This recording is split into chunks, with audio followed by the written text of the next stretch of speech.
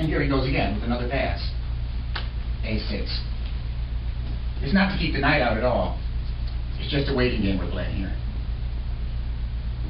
If I were a mind reader, I would say he might have an idea of knight A8. And that's not a misprint. He might put the knight on C7 and then put the pawn on B5. So that would be the idea behind A6, to put his knight on C7 and a pawn on B5 and fight back on the queen side. The whole time leaving this unresolved. So that could be what he had in mind, a long-term idea. But I don't think he has that kind of luxurious time.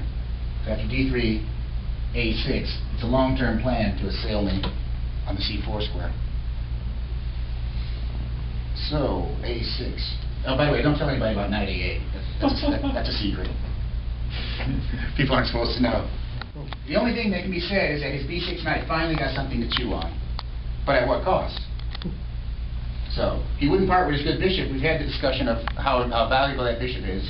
And now the half-bad bishop here has become fully bad. So, trading off his good bishop would be positional capitulation. As it turns out, he wanted to get rid of that knight so bad anyway. Oh well. It's not helping though.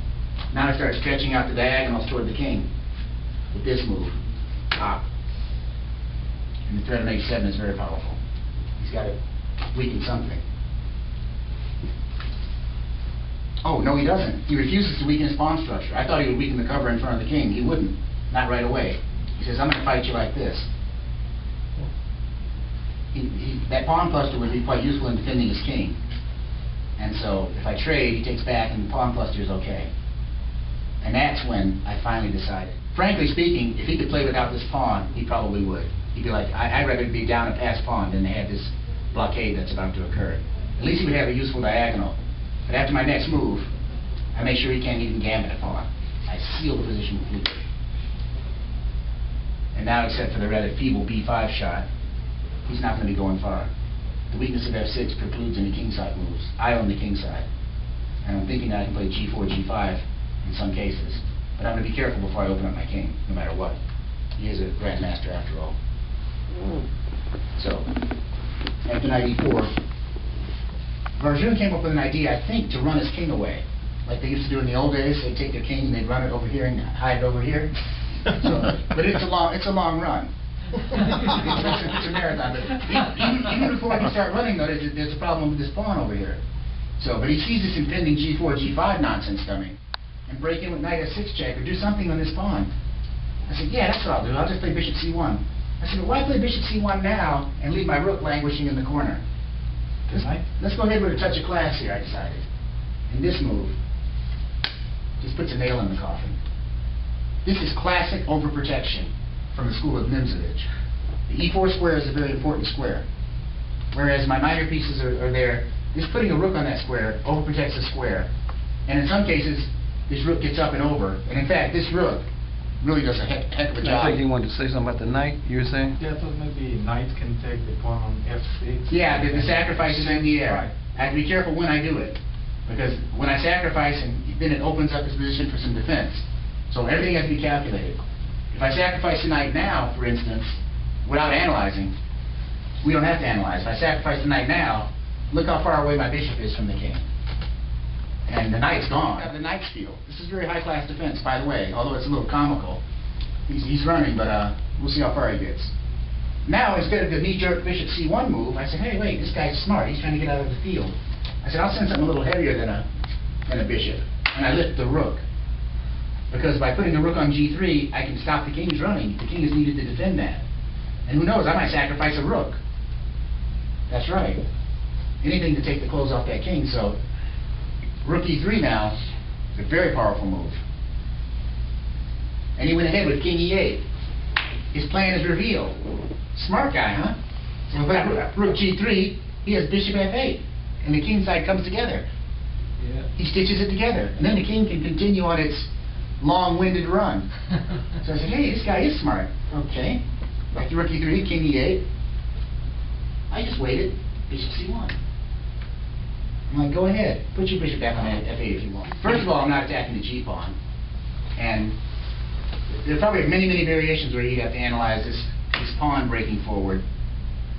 to deflect the bishop, even if it came to that kind of situation, if I were here.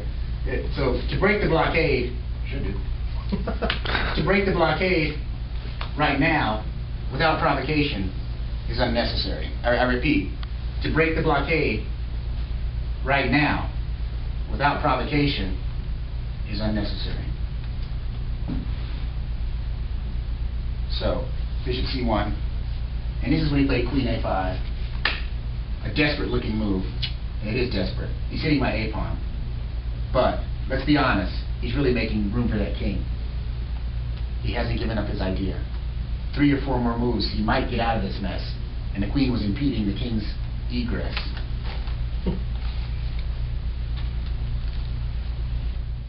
Telegraph. Oh, it's for the newspaper, the London Telegraph.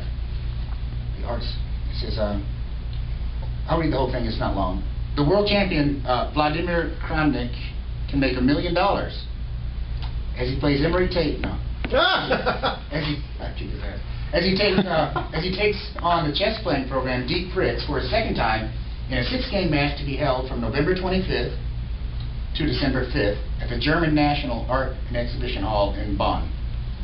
Kramnik's start money will be $500,000, and a match victory will double that.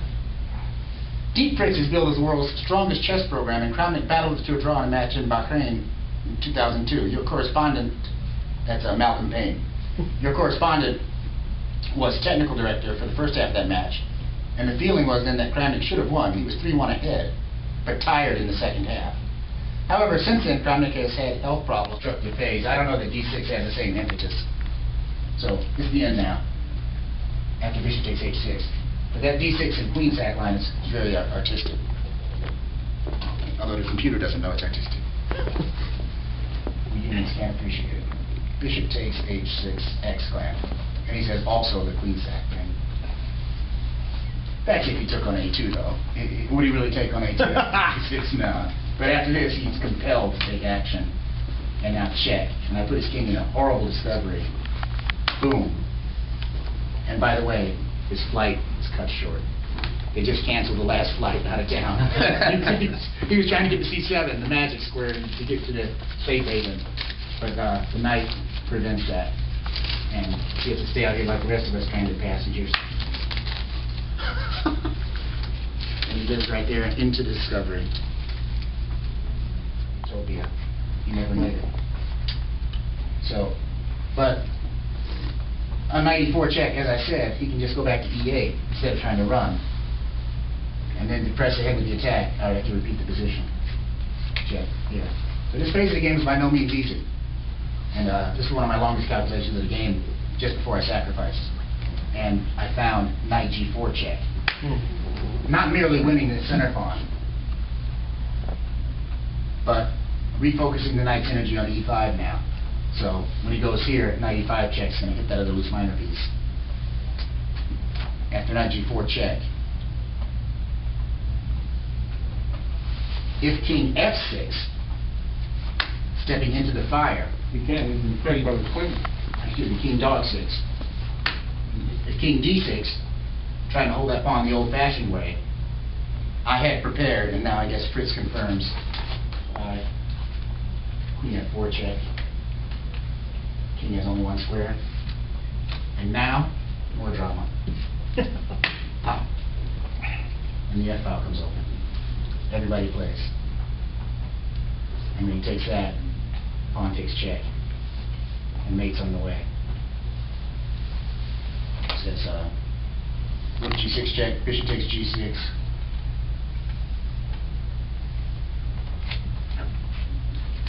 Takes back here, check.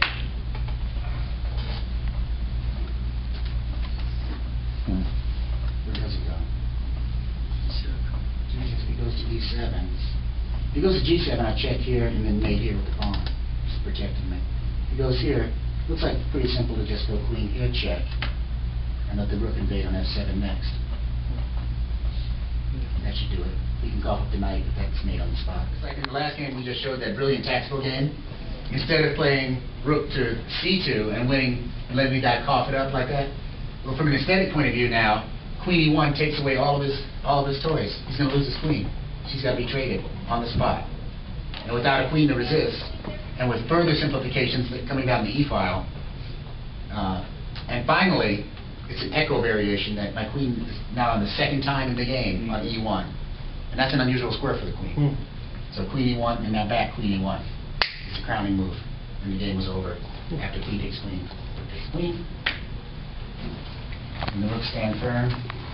3 extra pawns. He traded, and then he saw the power of the rooks. Oh, the rook's trapped. He can't go anywhere. The knight has him held hostage, so after rook takes, he played about 2 more insignificant moves and moves on.